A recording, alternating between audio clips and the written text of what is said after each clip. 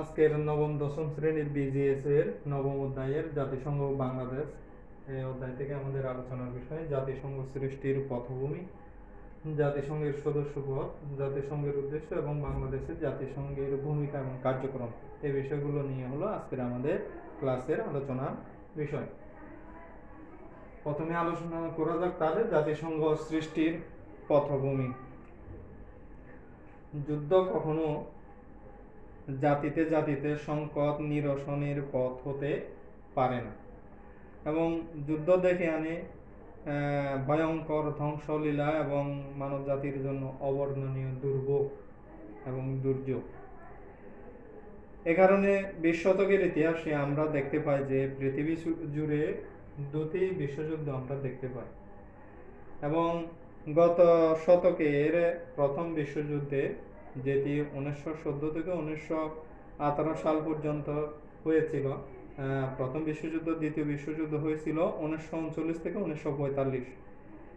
এই দুটো বিশ্বযুদ্ধ সংঘটিত হয় এবং মূলত এই জাতিগত দ্বন্দ্ব নিরসনের মধ্যস্থকারী হিসেবে শান্তিকামী জনতার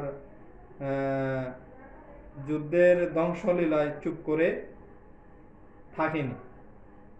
মূলত বলা হচ্ছে জাতিগত এই দ্বন্দ্ব নিরসনের জন্য মধ্যস্থকারী শান্তিকামী মানুষগুলো এই যুদ্ধের সময়ে কোনো প্রকারের চুপ করে থাকেনি। এরই পরিপ্রেক্ষিতে মূলত প্রথম বিশ্বযুদ্ধের পরে 1920 সালের 10 জানুয়ারি বিশ্ব শান্তি প্রতিষ্ঠার লক্ষ্যে লিগ অফ নেশন গঠিত হয় বা সৃষ্টি হয়। কিন্তু এই লিগ অফ নেশনের সাংগঠনিক দুর্বলতা এবং অন্যান্য কারণে বিশ্ব শান্তি নিশ্চিত করার ক্ষেত্রে এই লিগ অফ নেশনটি ব্যর্থ হয় এবং 1939 সালে পুনরায় দ্বিতীয় বিশ্বযুদ্ধ শুরু হয় এবং এই যুদ্ধে লক্ষ লক্ষ মানুষ নিহত আহত হয়, অনেকে গৃহহারা হয়, আবার অনেকে পঙ্গুত্ব বরণ করে। প্রতিটি দেশ এই দ্বিতীয় বিশ্বযুদ্ধের সময়ে তাদের কর্মক্ষম যুব সমাজকে একেবারে বা যুব সম্প্রদায়কে হারিয়েছিল। এই দ্বিতীয় বিশ্বযুদ্ধের ভয়াবহতা বিশ্ববাসীকে ভীষণভাবে নাড়া দেয় এবং আতঙ্কিত করে তোলে। এরই প্রেক্ষাপটে বিশ্বের তৎকালীন নেতৃবৃন্দ শান্তি ও নিরাপত্তা বিধানের জন্য একটি নতুন আন্তর্জাতিক সংগঠন প্রতিষ্ঠার জন্য বা গঠনের প্রয়োজনীয়তা উপলব্ধি করেন এবং এই উপলব্ধির প্রেক্ষাপটে মূলত 1943 সালে ইরানে ও মস্কোতে তৎকালীন সময়ের ক্ষমতাসীন চারটি দেশের তৎকালীন সময়ের চারটি প্রধান শক্তিশালী দেশগুলো ইরান এবং মস্কোতে শান্তির বিধানের জন্য এই সম্মেলন আহ্বান করে বা সম্মেলনের আয়োজন করে এবং উক্ত সম্মেলনে ব্রিটেন, মার্কিন যুক্তরাষ্ট্র, রাশিয়া, ফ্রান্স প্রতিনিধিবৃন্দ সম্মিলিত জাতিসংঘ গঠনের সিদ্ধান্ত গ্রহণ করে। অবশেষে 1945 সালের 24 অক্টোবর আনুষ্ঠানিকভাবে এই জাতিসংঘ আত্মপ্রকাশ করে। এজন্য প্রতি বছর 24 অক্টোবরকে জাতিসংঘ দিবস হিসেবে পালন করা হয়ে থাকে। বিশ্বের স্বাধীন রাষ্ট্রসমূহ এই জাতিসংঘের সদস্য রয়েছে। মূলত এই জাতিসংঘের 5টি অঙ্গ এবং 1টি সেক্রেটারিয়েট নিয়ে গঠিত। এই জাতিসংঘটি 5টি অঙ্গ এবং একটি সেক্রেটারিয়েট নিয়ে গঠিত এবং 5টি অঙ্গের মধ্যে আমরা দেখতে পাই সাধারণ পরিষদ, নিরাপত্তা পরিষদ, অর্থনৈতিক ও সামাজিক পরিষদ, ঐশী পরিষদ যেটাকে তত্ত্বাবধায়ক বলা হয়, এরপরে আন্তর্জাতিক বিচারালয় বা আদালত। জাতিসংঘের সকল সদস্য রাষ্ট্র নিয়েই মূলত এই সাধারণ পরিষদ গঠিত হয় এবং এই সাধারণ পরিষদকে বিতর্ক সভা বলেও অভিহিত করা হয়ে থাকে। নিরাপত্তা পরিষদ হচ্ছে জাতিসংঘের সবচেয়ে গুরুত্বপূর্ণ এবং কার্যকরী পরিষদ এবং এই নিরাপত্তা পরিষদের 5টি স্থায়ী এবং 10টি অস্থায়ী সদস্য নিয়ে 15টি সদস্য নিয়ে মূলত এই নিরাপত্তা পরিষদ গঠিত হয়ে থাকে। আর নিরাপত্তা পরিষদের 5টি স্থায়ী সদস্য রাষ্ট্র হলো মার্কিন যুক্তরাষ্ট্র, গ্রেট ব্রিটেন, ফ্রান্স, রাশিয়া এবং চীন। এদের প্রত্যেকেরই ভেটো ক্ষমতা রয়েছে এবং এই ভেটো প্রদানের ক্ষমতার মাধ্যমে তারা যে কোনো প্রস্তাবকে নাকচ করে দেওয়ার অধিকার রাখে। আর অর্থনৈতিক ও সামাজিক পরিষদের কাজ হচ্ছে বিশ্বের উন্নয়ন এবং অগ্রগতিতে ভূমিকা রাখা। স্বাধীনতাপ্রাপ্ত নয় এরূপ বিশেষ এলাকাকে তত্ত্বাবধানের জন্য ওসি পরিষদ গঠিত হয়। বিশ্বের মধ্যে অনেক স্বাধীনতা প্রাপ্ত নয় এমন অনেক এলাকা, বিশেষ এলাকাগুলোতে তত্ত্বাবধান করার জন্য মূলত এই ওসি পরিষদ গঠন করা হয় এবং আন্তর্জাতিক বিবাদ মীমাংসা করার জন্য মূলত আন্তর্জাতিক বিচারালয় বা আন্তর্জাতিক আদালত গঠন করা হয় এবং এর সদর দপ্তর হচ্ছে নেদারল্যান্ডের হেগ শহরে।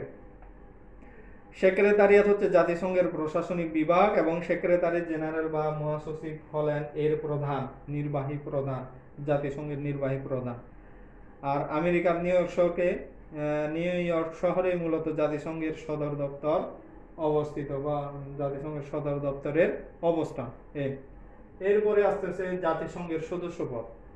মূলত জাতিসংঘের সনদের নিয়মগুলো মেনে চলতে আগ্রহী বিশ্বের যে কোনো শান্তিকামী দেশে জাতিসংঘের সদস্য হতে পারে। তবে বর্তমানে বিশ্বের 193টি দেশ জাতিসংঘের সদস্য রয়েছে। বাংলাদেশ 1974 সালে জাতিসংঘের 136তম সদস্য হিসেবে অন্তর্ভুক্ত হয়। এরপরে আসতেছে জাতিসংঘের উদ্দেশ্যসমূহ। জাতিসংঘ সনদে সুস্পষ্টভাবে বিশ্বশান্তি এবং সহযোগিতা বিধানের লক্ষ্যে জাতিসংঘের উদ্দেশ্য লিপিবদ্ধ রয়েছে। এই লিপিবদ্ধ উদ্দেশ্যসমূহ হলো নিম্নরূপ: শান্তি ভঙ্গের হুমকি, আক্রমণাত্মক প্রবণতা ও কার্যকলাপ দূর করে বিশ্বশান্তি ও নিরাপত্তা নিশ্চিত করা। 2. সকল মানুষের সমান অধিকারের প্রতি সম্মান প্রদর্শনের মাধ্যমে বিভিন্ন জাতির মধ্যে সহযোগিতা ও বন্ধুত্ব জোরদার করা।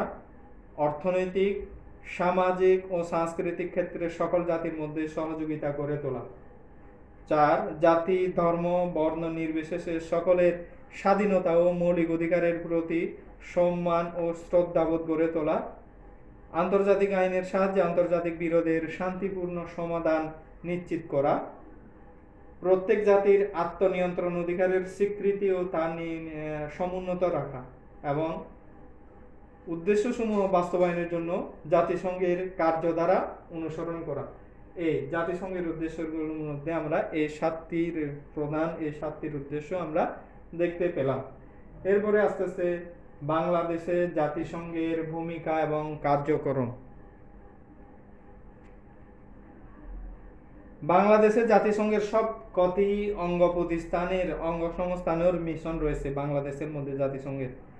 জাতিসংঘের 136তম সদস্য বাংলাদেশ সবসময় এর বিশেষ নজর পেয়ে থাকে এবং 1974 সালে জাতির জনক বঙ্গবন্ধু শেখ মুজিবুর রহমান জাতিসংঘের সাধারণ পরিষদের অধিবেশনে বাংলায় বক্তৃতা প্রদান করেন এবং এর মাধ্যমে আন্তর্জাতিক সম্প্রদায়ের গভীর মনোযোগ আকর্ষণ করতেও উনি আন্তর্জাতিক সম্প্রদায়ের গভীর আকর্ষণ বা মনোযোগ আকর্ষণ করতে উনি পেরেছিলেন। এরপরে দেখা যাচ্ছে যে জাতিসংঘের যে সব কটি অঙ্গ সংস্থা শুরু থেকে বাংলাদেশের আর্থসামাজিক অবস্থার পরিবর্তনের জন্য কাজ করতেছে। শুরু থেকে অনেক জাতিসংঘের বিভিন্ন সংস্থাগুলো বাংলাদেশের আর্থসামাজিক অবস্থার উন্নয়নের জন্য কাজ করে যাচ্ছে এবং এগুলোর মধ্যে এই বিশ্ব সংস্থাটির 4 জন মহাসচিব, মোট 5 বার। জাতিসংঘের এই সংস্থাটির 4 জন মহাসচিব মোট 5 বার বাংলাদেশে সফর করেছেন এবং এগুলোর মধ্যে দেখা যায় এরপরে জাতিসংঘে বাংলাদেশের আর্থিক অবদান কম হলেও কিন্তু বাংলাদেশের সৈন্যরা প্রাণ উৎসর্গ করে শান্তিরক্ষা মিশন পরিচালনায় কার্যকরী ভূমিকা রাখতেছে এই জাতিসংঘে। এছাড়া জাতিসংঘের সদস্য পদ লাভ করার পর থেকে বাংলাদেশ এই বিশ্ব সংস্থা গুরুত্বপূর্ণ ভূমিকা পালন করে আসতেছে। 1979 থেকে 80 এর সময়ের জন্য নিরাপত্তা পরিষদের অস্থায়ী সদস্য পদে বাংলাদেশের নির্বাসন তার এই ভূমিকার স্বীকৃতি এবং বিশ্ব সম্প্রদায় রাস্তার স্বাক্ষরবাহী। 1984 সাল থেকে জাতিসংঘের কার্যপ্রণালীতে বাংলা ভাষার ব্যবহার আমাদের জন্য খুবই গৌরবের, এবং 1986 সালে বাংলাদেশের তৎকালীন পররাষ্ট্রমন্ত্রী হুমায়ুন রশিদ চৌধুরী জাতিসংঘের সাধারণ পরিষদের 41তম অধিবেশনে সভাপতিত্ব করেন। তার এই সভাপতি নির্বাচিত হওয়া বিশ্ব দরবারে বাংলাদেশের বিশেষ ভূমিকার কথাই স্মরণ করিয়ে দেয়, এবং এরই প্রেক্ষাপটে বিবাদের শান্তিপূর্ণ মীমাংসায় জাতিসংঘ ঘোষিত নীতি অনুসরণ করে বাংলাদেশ ভারতের সঙ্গে গঙ্গার পানি বন্টন বিষয়ক দীর্ঘকালের সমস্যা নিরসন এবং পার্বত্য চট্টগ্রামের সংঘাতময় পরিস্থিতির সুষ্ঠু সমাধানেও সফল হয়েছে। বাংলাদেশে জাতিসংঘের যে সংস্থাগুলো কাজ করতেছে, এখন আমরা এগুলো সম্পর্কে জানবো। জাতিসংঘ উন্নয়ন কর্মসূচি বা ইউএনডিপি বাংলাদেশের আর্থিক ও সামাজিক অবস্থার উন্নয়নে ইউএনডিপি দেশব্যাপী অসংখ্য কার্যক্রম চালিয়ে যাচ্ছে, এবং 2015 সালের মধ্যে বাংলাদেশে UNDP MDG millennium development goal যে 8টি লক্ষ্যমাত্রা ছিল সেগুলো অর্জনে কাজ করেছে। বর্তমানে টেকসই উন্নয়নের 17টি লক্ষ্যমাত্রা অর্জনের লক্ষ্য নিয়ে কাজ করতেছে। এরপরে আসতেছে জাতিসংঘ শিশু তহবিল বা ইউনিসেফ। দেশের সুবিধাবঞ্চিত শিশুদের মৌলিক অধিকার আদায়ের লক্ষ্যে বিশেষত শিক্ষা এবং চিকিৎসা নিশ্চিত করার জন্য ইউনিসেফ কাজ করে যাচ্ছে আমাদের এই বাংলাদেশে। জাতিসংঘের শিক্ষা, বিজ্ঞান এবং সংস্কৃতি সংস্থা, যেটাকে ইউনেস্কো বলা হয়, বাংলাদেশের শিক্ষা, বিজ্ঞান ও সংস্কৃতির উন্নয়নের লক্ষ্যে এই সংস্থাটি নানাভাবে এই বাংলাদেশে কাজ করে যাচ্ছে। জাতিসংঘের খাদ্য এবং কৃষি সংস্থা বা FAO বাংলাদেশের বিশাল জনগোষ্ঠীর খাদ্য নিশ্চিত করার জন্য জাতিসংঘের খাদ্য এবং কৃষি সংস্থা একেবারে ওতপ্রোতভাবে কাজ করে যাচ্ছে।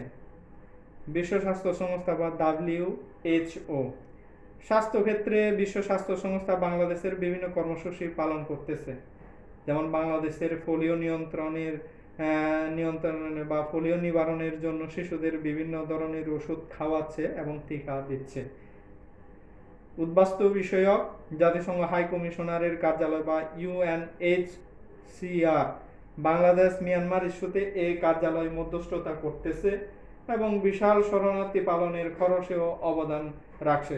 তাছাড়া বাংলাদেশে বিহারি জনগোষ্ঠীর আবাসন সহ অন্যান্য ইস্যুতে এই সংস্থা ব্যাপক অবদান রেখে যাচ্ছে। জাতিসংঘ নারী উন্নয়ন তহবিল বা ইউনিফেম বাংলাদেশের নারীদের উন্নয়নে এই সংস্থাটি বিভিন্ন ধরনের কর্মসূচি পালন করে যাচ্ছে, এবং নারীদের বিভিন্ন ধরনের অধিকার আদায়ে এই সংস্থাটি কাজ করে যাচ্ছে, ভূমিকা রাখতেছে, এবং অর্থনৈতিক কর্মকাণ্ডের সাথে তাদের সংশ্লিষ্ট নারীদেরকে এই অর্থনৈতিক কর্মকাণ্ডের সাথে সংশ্লিষ্ট করতেছে। এছাড়া নারীদের নিরাপদ শ্রম, অভিবাসন সব বিভিন্ন ইস্যুতেও এই সংস্থা কাজ করে যাচ্ছে। এরপরে আসতেছে জাতিসংঘের জনসংখ্যার কার্যক্রম তহবিল বা UNFPA সংস্থাটি বাংলাদেশের জনসংখ্যা পরিস্থিতির উন্নয়নে বিভিন্ন ধরনের কার্যক্রম পরিচালনা করতেছে। মূলত জাতিসংঘের এই সংস্থাগুলো শুরু থেকে বাংলাদেশের আর্থসামাজিক উন্নয়নে বিভিন্ন ধরনের কার্যক্রম পরিচালনা করে যাচ্ছে, এবং বাংলাদেশের এই সার্বিক উন্নয়নে জাতিসংঘের কার্যাবলী, এই সকল সংস্থাগুলোর কার্যাবলী বা জাতিসংঘের কার্যাবলীগুলো খুবই প্রশংসাযোগ্য। এই ছিল আজকে আমাদের ক্লাসের আলোচনার আলোচনার বিষয়বস্তু। আমরা জেনেছি জাতিসংঘের সৃষ্টির পথগুলি জেনেছি, জাতিসংঘের সদস্যপদ কিভাবে লাভ করতে হয় এবং বাংলাদেশ কত সালে লাভ করেছে এগুলো জেনেছি। জাতিসংঘের উদ্দেশ্য সমূহ আমরা জেনেছি 7টি উদ্দেশ্য। এরপরে বাংলাদেশের জাতিসংঘের ভূমিকা ও কার্যক্রম, বাংলাদেশের জাতিসংঘের যে সকল অঙ্গ সংস্থাগুলো কাজ করতেছে এগুলো সম্পর্কে আমরা দেখলাম। তাহলে তোমাদের এখান থেকে হোমওয়ার্ক হিসেবে থাকবে জাতিসংঘের উদ্দেশ্য সমূহ লেখো এবং বাংলাদেশের জাতিসংঘের ভূমিকা ও কার্যক্রমগুলো ব্যাখ্যা করো। এই দুটো অংশ তোমাদের হোমওয়ার্ক থাকবে। তাহলে আজকে এই পর্যন্তই।